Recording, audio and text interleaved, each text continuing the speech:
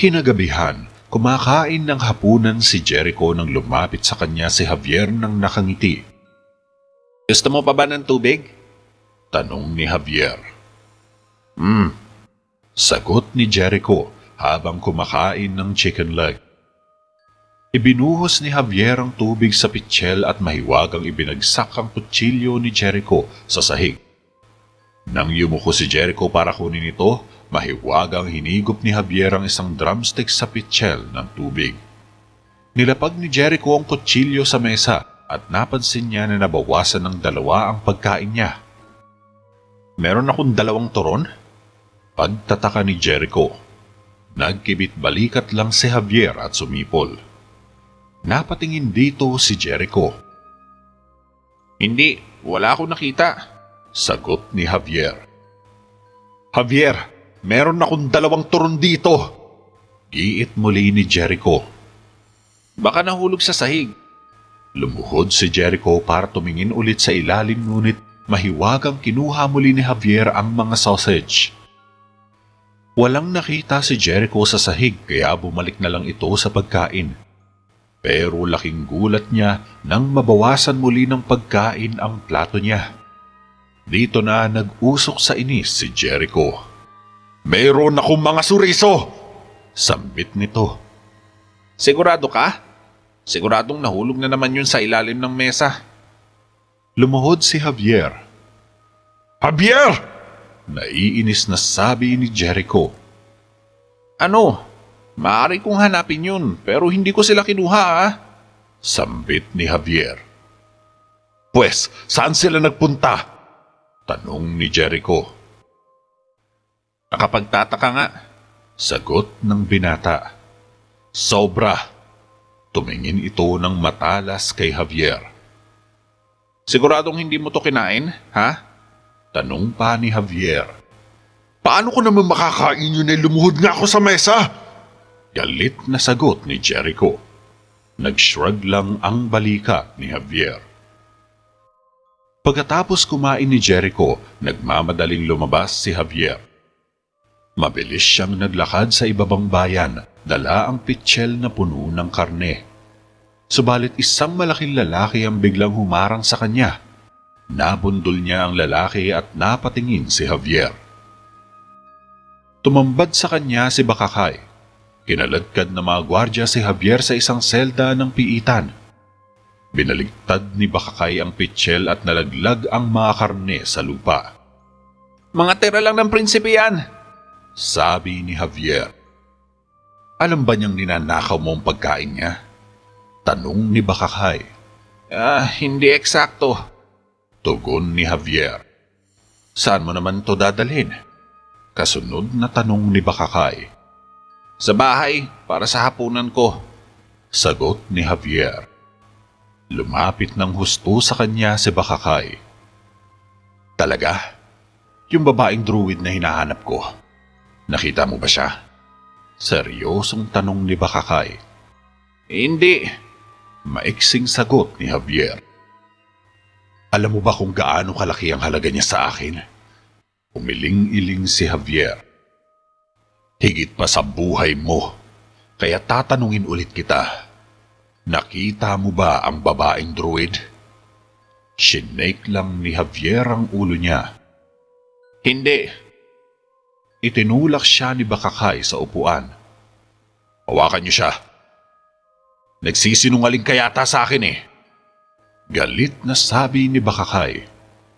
Hinawakang mabuti ng gwardya ang kamay ni Javier.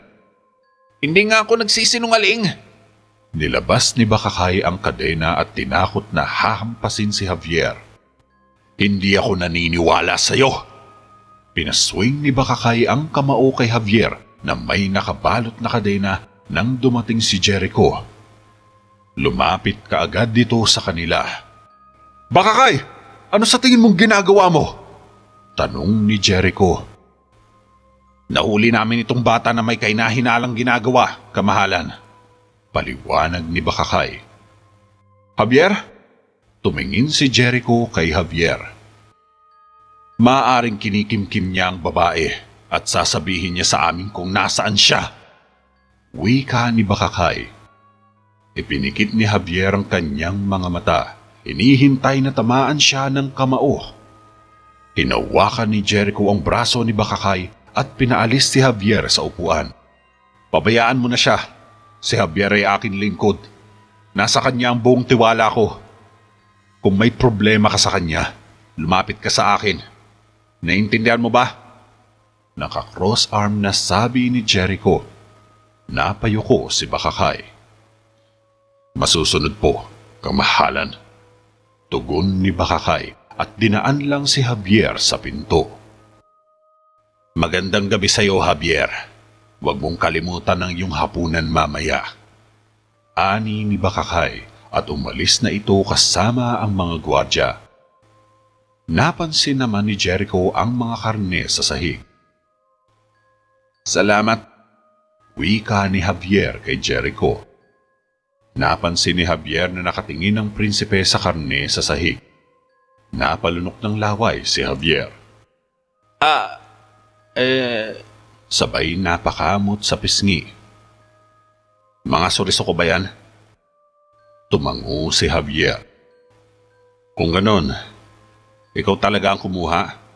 Seryosong tanong ni Jericho. Para panatiliin kang nasa hugis. Kinuha ni Javier ang mga karne. Sinasabi mo bang mataba ako? Galit na sabi ni Jericho. Hindi.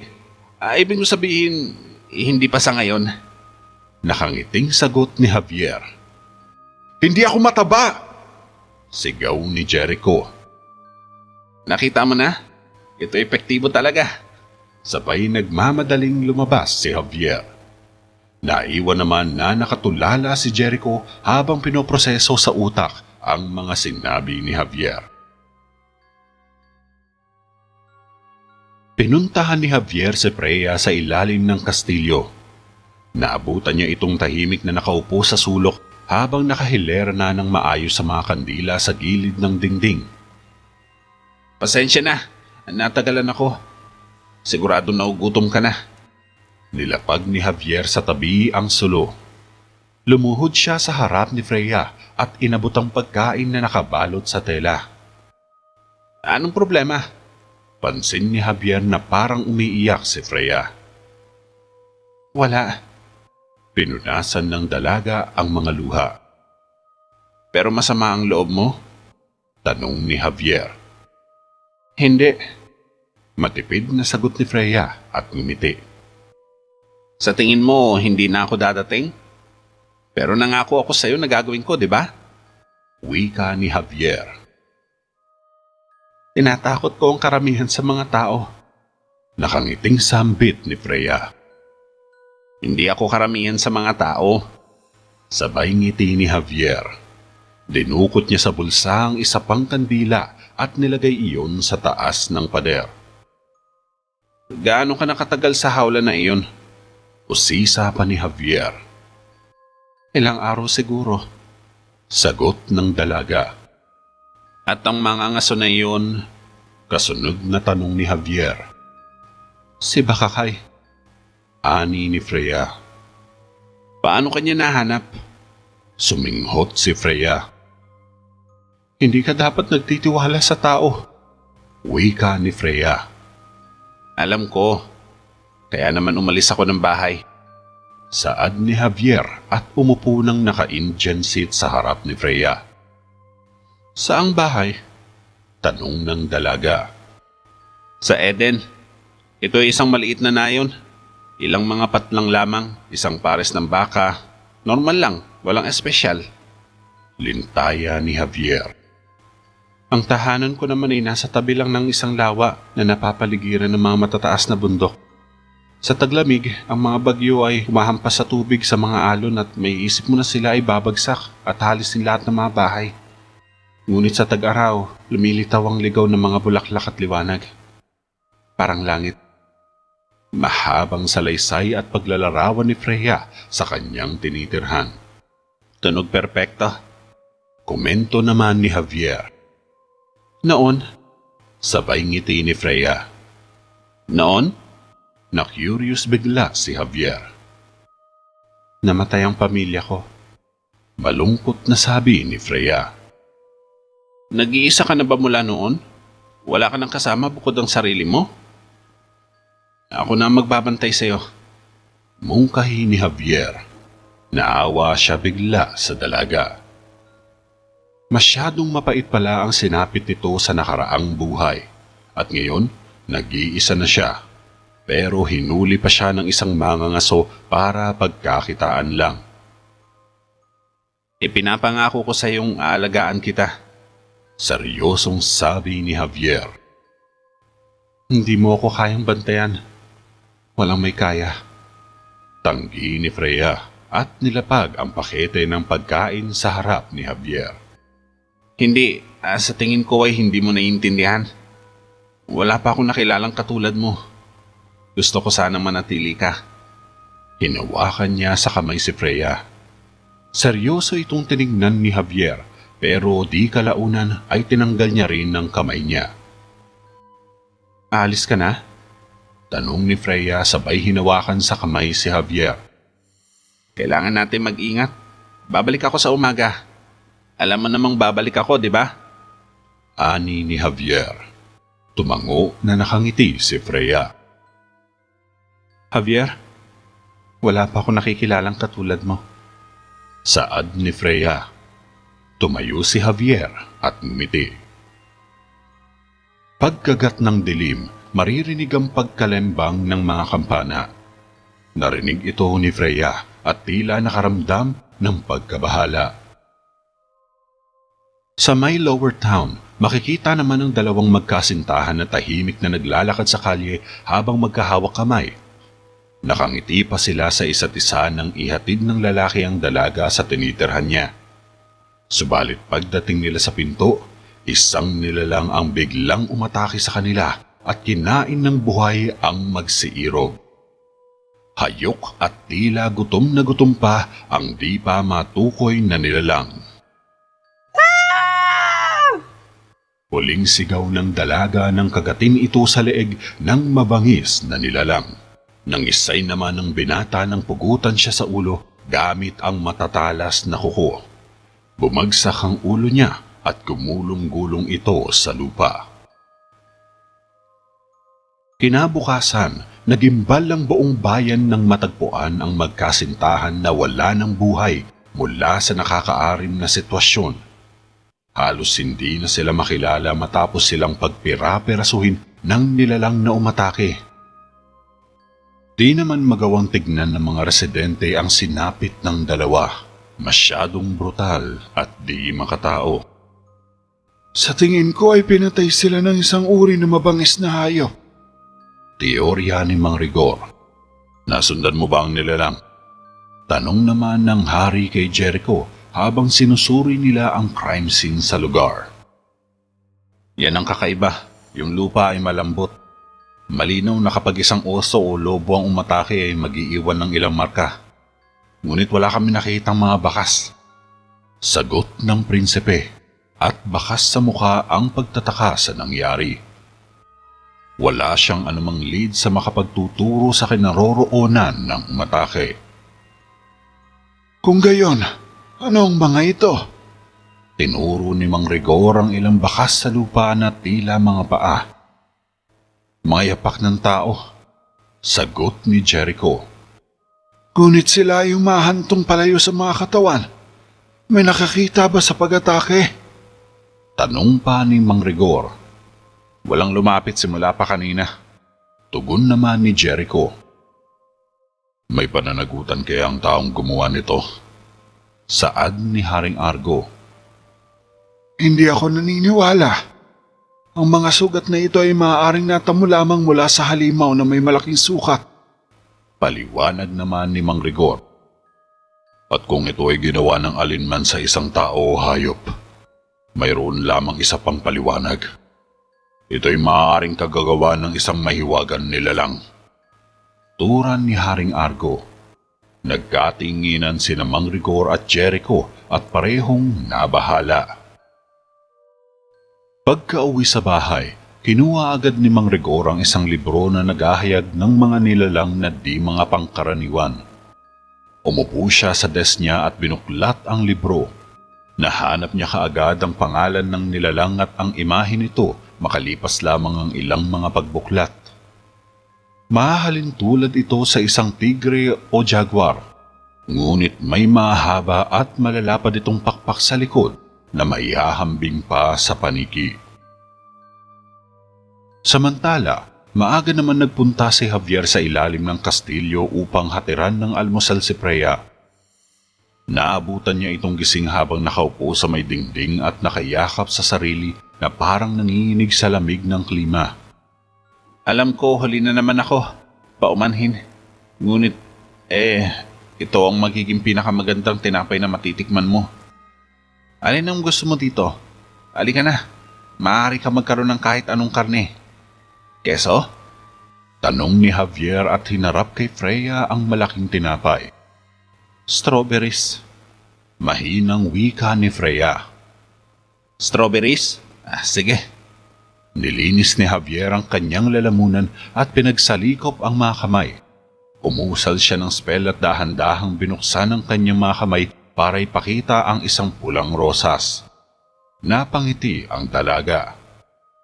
Hindi naman yan strawberry Nakangiting sabi ni Freya. Ito ang tamang kulay. Nakangiting inalay ni Javier ang pulang rosas kay Freya. Medyo kinilig pa siya nang tanggapin ng dalaga ang bulaklak na mula sa puso niya. Bakit ang bait mo sa akin? Seryosong tanong ni Freya. Natahimik saglit si Javier. Dahil hindi ko mapigilan. Hindi ko alam. Gusto kita. Sa piling mo kaya ko lang maipakita kung sino ako. Wala tayong dapat itago. Wala tayong dapat ikabahala. Madamdaming wika ni Javier. Bahagyang napailing si Freya. Javier, pakiusap, makinig ka sa akin. Hindi ako katulad mo. Seryosong pahayag ni Freya. Subalit isang kalabog ng pinto ang gumulat sa kanila. Tumayo si Javier at napasilip sa madilim na pasilyo. Siguradong sinundan nila ako.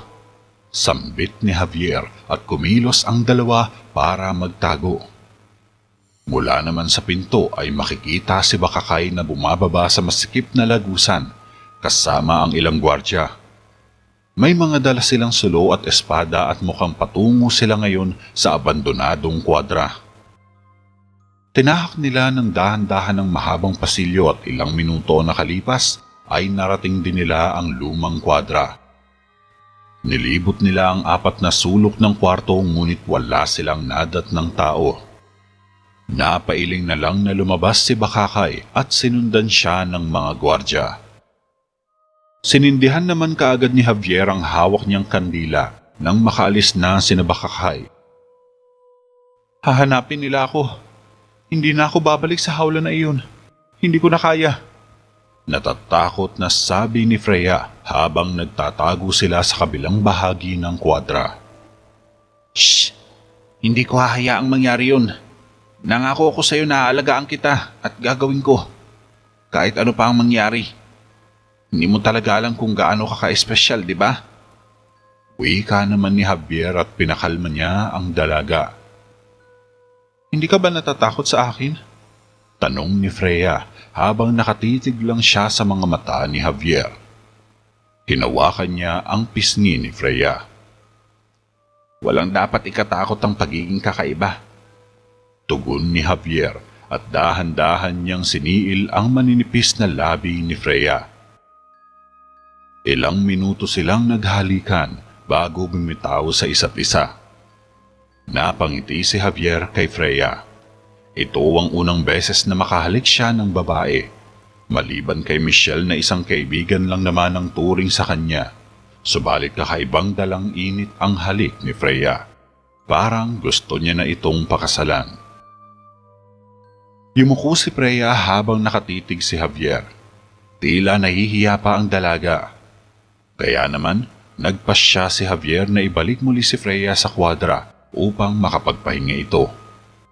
Maayos siyang nagpaalam kay Freya bago umalis at nangako muli na babalik siya bukas. Pagdating sa bahay, naabutan niyang nagbabasa ng libro si Mang Rigor sa desk ng nakasalamin.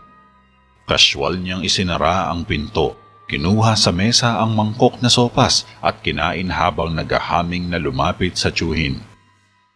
Tinanggal ni Mang Rigor ang salamin. Halata sa anyo ni Javier na daig pa niya ang nanalo sa loto. Bakas na bakas sa mukha niya ang kilig at saya. Napansin naman ito ng manggagamot. Pwede bang tigilan mo yan? Paninita ni Mang Rigor. Ang alin? Taka naman ni Javier. Umupo ka at kumain ka ng iyong sopas. Wika ni Mang Rigor. Naghaming na naman si Javier. Javier! Sambit ng matanda. Pasensya na. Lumingon si Javier sa tiyuhin habang nakaupo sa mesa. Ano bang problema mo? Irita si Mang Rigor. Wala naman. Magaan lang ang pakiramdam ko. Nakangiting sagot ni Javier. Magaling. Pagkatapos mo dyan ay maaari ka na magpatuloy sa ilang gawain. Maotoridad na utos ni Mang Rigor. Gawain? Saad ni Javier. Maliban na lang ay kung may mas maganda ka pang gagawin. Wika ni Mang Rigor. Pasensya na. Lalabas muna ako. Tumayo si Javier at lumapit sa pinto. Pwes, anong oras ka na naman babalik? Tanong pa ni Mang Rigor. Wag mo na akong hintayin. Baka gabihin na ako. Sagot ni Javier at lumabas na ng bahay. Nagkibit balikat na lang si Mang Rigor at nagpatuloy sa pag-iimbestiga sa naturang halimaw. May ilang mahalagang detalye na siyang natutuklasan subalit hindi pa niya natutukoy ang motibo ng nilalang kung bakit ito pumapatay. Samantala, dahil manipis ang seguridad sa loob ng kastilyo ay mabilis na nakarating si Javier sa kwadra. Napatayo kaagad si Freya nang makitang bumalik siya. Nilapag ni Javier ang isang pakete ng pagkain at nagtatakang tiningnan lang siya ni Freya. Anong ginagawa mo rito? Akala ko ba bukas ka pa makakabalik? Takang-taka si Freya. Hindi ko napigilan eh. Sagot ni Javier. Delikado ang ginagawa mo. Ani ni Freya. Wala akong pakialam. Tugon ni Javier. Hindi, Javier. Kailangan mo mag-ingat. Napaupo na lang si Freya. Sawa na ako sa pag-iingat. Sawa na ako sa lahat ng ito. Kaya napagpasyahan kong ilabas kita dito. Palabas ng Terabeda. Pahayag ni Javier na ikinagulat naman ni Freya. Paano? Tanong ng dalaga. Kukuha ako ng damit. Magbabalat kayo ka. Nakangiting sabi ni Javier. Umiling si Freya. Anong problema? Tanong ni Javier. Kaya lang, maiisip kita palagi. Malungkot na sagot ni Freya. Hindi. Dahil sasama ako sa'yo. Tugon ni Javier at napaupo sa harap si Freya. Ano? Umiiling-iling ang dalaga. Sabi ko sa'yo, ako na ang bahala sa'yo. Paliwanag ni Javier. Hindi mo kaya. Huwag mo sabihin yan. Pagtutol ni Freya. Kumunot ang noo ni Javier. Hindi ba ito ang gusto mo? Anang ng binata. Javier, maganda ang buhay mo dito. Ang buhay ko ay kailangan ko magpatuloy sa paggalaw. Lagi nakatingin sa aking mga balikat. Hinahabol ako palagi ng mga tao. Wika ni Freya, pero tila walang narinig si Javier. Tapos pupunta tayo sa isang lugar na walang nakakakilala sa atin. Sa isang lugar na malayo. Hindi mo pa naibibigay sa akin ang sagot mo. Nakangiting sabi ni Javier. Gusto ko yan higit sa anuman. Saan naman tayo pupunta? Tanong naman ni Freya. Sa isang lugar na may mga bundok. Nakangiting tugon ni Javier. May malawak na lambak? Tugon ni Freya. Ligaw ng mga bulaklak? Ani ni Javier. Isang pares ng baka? Nakangiting sabi ni Freya. At isang lawa. Dagdag pa ni Javier. At isang lawa. Segunda naman ni Freya. Makaraan ng ilang sandali, makikitang kumakatok si Javier sa pintuan ni Raya. Ngunit walang sumasagot. Nanahimik si Javier at pinakiramdaman kung may tao ba sa loob. Prinsesa Raya? Pumasok si Javier. Prinsesa Raya? Ginalang ni Javier ang paningin sa kwarto hanggang mapadako ang tingin niya sa closet ni Raya. Lumapit siya dito at naghalughog ng damit ng prinsesa. Kinuha niya sa hanger ang isang wardrobe at sinukat niya ito sa katawan. Pero lingid sa kanyang kaalaman, isang figura ang dahan-dahang lumalapit at tumayo sa likuran niya. Javier? Napalingon si Javier at tumambad si Michelle na may bahid ng pagtataka ang itsura. Sigurado akong may malinaw kang paliwanag dito? Nakakunot noo ang dalaga. Siyempre meron. Sagot naman ni Javier. Alin? Lumapit pa si Michelle. Anay. Nakangiting wika ni Javier. Anay? Taka naman ni Michelle. Oo, pumasok na sila sa kastilyo. Ani ni Javier. Talaga? Tila di kumbinsido ang dalaga. Tinitingnan ko lang na hindi rin sila nakakapasok dito. Palusot pa ni Javier. At nakapasok ba sila? Tanong ni Michelle. Ayan, mukhang pinamahayan na sila ng isang ito. Kailangan nating sunugin ito. Mungkahi pa ni Javier. Sunugin ito? Tumaas ang kilay ni Michelle. Oo, at kung hindi natin sila pipigilan ay lahat tayo maglalakad ng nakahubad. Paliwanag pa ni Javier. Hindi na nakareact si Michelle. Lumabas si Javier sa silid at nakasalubong niya ang dalawang gwardya sa may pasilyo. Lumusot si Javier sa gitna nila at patay mali siyang nilampasan ng mga gwardya. Pagsapit naman niya sa may koridor ay nakita niya si Jericho na may dalang damit. Napahinto si Javier at napalunok ng laway ng bahagyang kinilatis ng prinsipe ang damit pagkatapos ay tumingin ng seryoso sa kanya.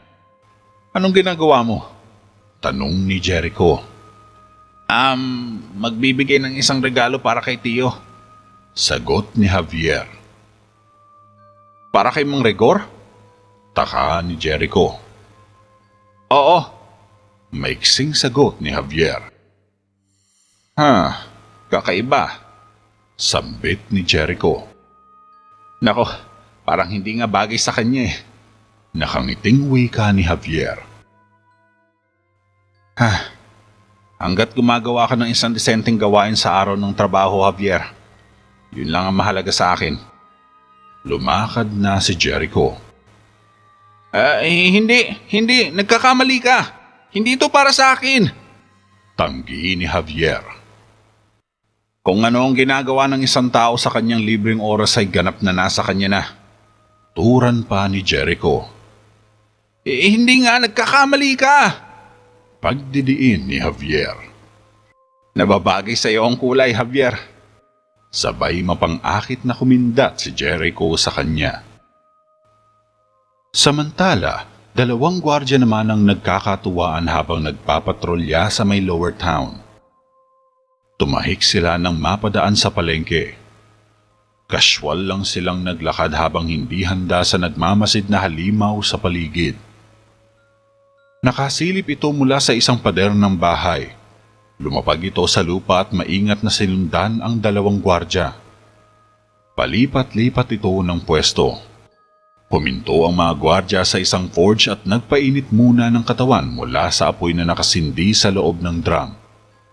Maingat namang nakumilos ang nilalang at lumusot sa ilalim ng mga tindahan. Maya-maya pa ay biglang lumipad ang halimaw at binulaga ang isang gwardya. Nakabunot pa ng espada ang gwardya subalit Huli na siya dahil mabilis na nilapa ng halimaw ang leeg niya. Napaatras naman sa takot ang pangalawang gwardya. Nabuwal siya sa lupa at napasandig sa pader ng forge. Nakiusap pa siya sa halimaw na huwag siyang saktan, pero tila bingi ang nilalang at kinagat din sa leeg ang gwardya. Isang mahabang sigaw ang pumunit sa katahimikan ng gabi. Kinabukasan, 2 biktima na naman ng nilalang ang natagpuan. Pinuntahan ito ni Haring Argo upang alamin ang sitwasyon sa lugar. Nakita niya si Mang Rigor sa crime scene na nakatayo habang tinatakpan ng tela ang mga bangkay. Umatake na naman ang halimaw? Tanong ni Haring Argo at binuklat niya ang puting tela. Nagulat siya dahil sa mga tauhan pala niya ang nabiktima ng di pa matukoy na halimaw. Warak ang mga leeg nila at nakabukas ang mga tiyan. Masama ito. Ang mga sugat ay tumutugma sa mga naunang biktima. Wika ni Mang Rigor. Ang taong nakakita nito ay nagsalita na tungkol sa isang malaking itim na pusa na may mga pakpak. Sabat naman ni Jericho. Tama ako. Ito ay hindi gawa ng isang likas na nilalang. Wika naman ni Haring Argo na bakas sa mukha ang pagkabahala. Dumadami na ang nabibiktima ng nilalang kaya oras na para ito'y puksain sa lalong madaling panahon. Mayroon bang anumang bakas pagkalipas ng krimen? Tanong ni Mang Rigor kay Jericho na siyang nakatalaga sa pagtraks sa halimaw. Bakas lang ng tao ulit. Sambit ni Jericho. May kilala mo ba ang halimaw na ito? Tanong naman ng hari kay Mang Rigor. Kakailanganin ko ng mas maraming oras para mag-imbestiga pa. Tugon ng manggagamo. Oh, ayan ka na naman. Lagi kang may mga teorya sa mga bagay na ito. Sambit ng hari. Sa pagkakataong ito, kamahalan, mas gusto ko maghintay hanggang sa sigurado na ako. Paliwanag ni Mang Rigor. Walang oras na dapat sayangin, Rigor. Paalala pa ni Haring Argo. Iaabisyo ko agad sa inyo bago matapos ang araw. Tugon ni Mang Rigor. Umalis na siya sa pinangyarihan ng krimen at umuwi na sa bahay.